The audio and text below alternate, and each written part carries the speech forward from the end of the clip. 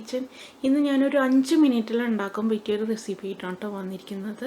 അപ്പോൾ വീഡിയോ ഇഷ്ടമായി തീർച്ചയായും ഷാലീസ് കിച്ചൻ സബ്സ്ക്രൈബ് ചെയ്യണം കേട്ടോ. എൻ്റെ അടുത്തുള്ള ബെല്ലൈക്കണും പ്രസ് ചെയ്യണം. അപ്പം നമുക്ക് നേരെ റെസിപ്പിയിലേക്ക് കിടക്കാം.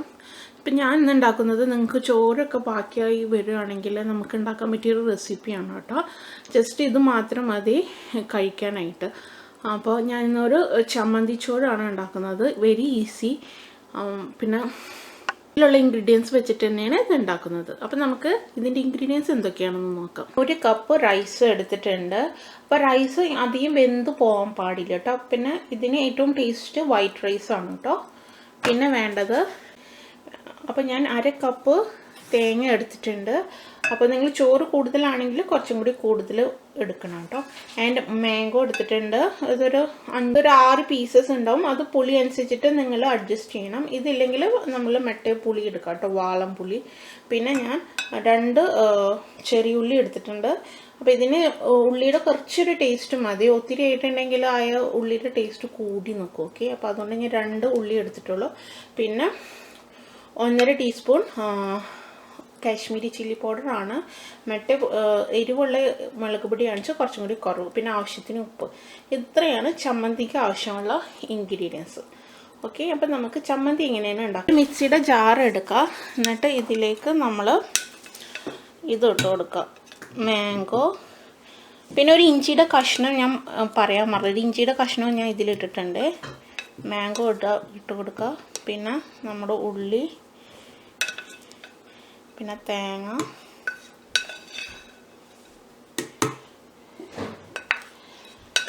ഇട്ടിട്ട് നമ്മൾ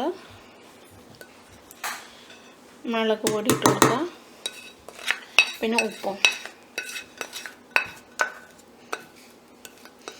ഇതെല്ലാം കൂടി ഇട്ട് കൊടുത്തിട്ട് ജസ്റ്റ് ഒന്ന് അടിച്ചെടുക്കുക. ചമ്മന്തിയുടെ പോലെ ഒരുപാട്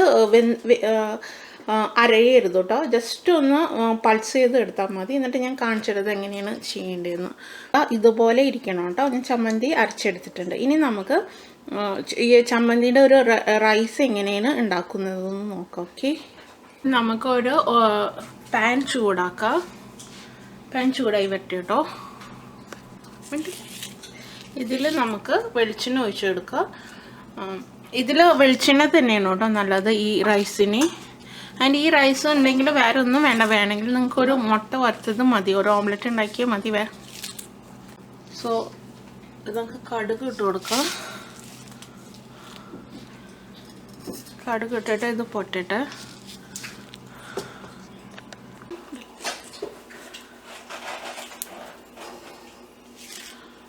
അപ്പോൾ കടുക് പൊട്ടുന്നുണ്ട്.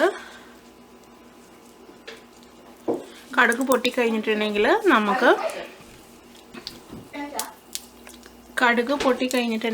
നമുക്ക് ഒരു കുറച്ച് ഇത് ഇട്ട് കൊടുക്കാം, പീനട്ട്സ്. ഓക്കെ, കടല 1 കപ്പിലുണ്ട്. എന്നിട്ട് ഇത് പച്ചക്കടലയാണ് കേട്ടോ. സോ ഇതൊന്ന് വറുത്തെടുക്കണം. അപ്പോൾ ഇത് പച്ചക്കടലയാണ്. അപ്പോൾ ഇതൊന്ന് വറുത്തെടുക്കണം.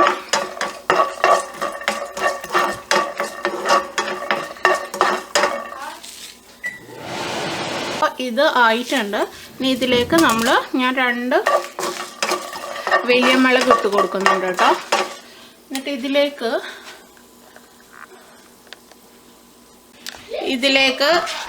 ഇതിലേക്ക് നമ്മൾ റൈസ് ഇട്ട് കൊടുത്തിട്ട് ഒന്ന് സോട്ടേ ചെയ്തെടുക്കാം. ഓക്കെ,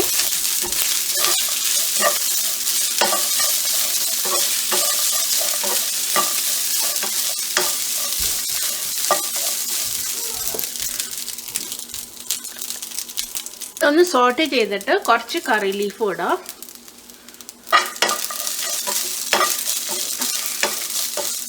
എന്നിട്ട് നമുക്ക് തീ ഓഫ് ചെയ്യാം കേട്ടോ.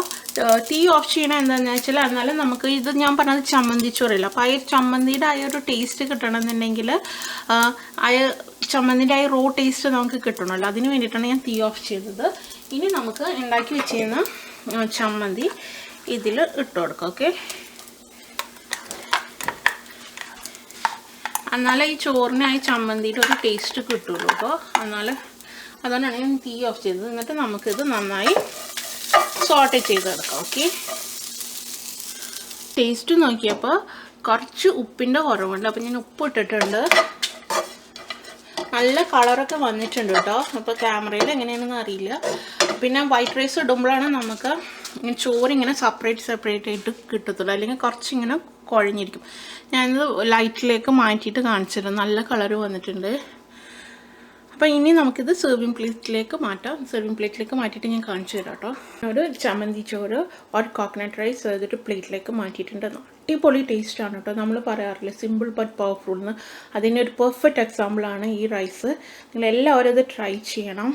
ആൻഡ് അടുത്ത വീഡിയോയുമായി ഞാൻ വരുന്നത് വരെ thank you for watching Shalee's Kitchen. By.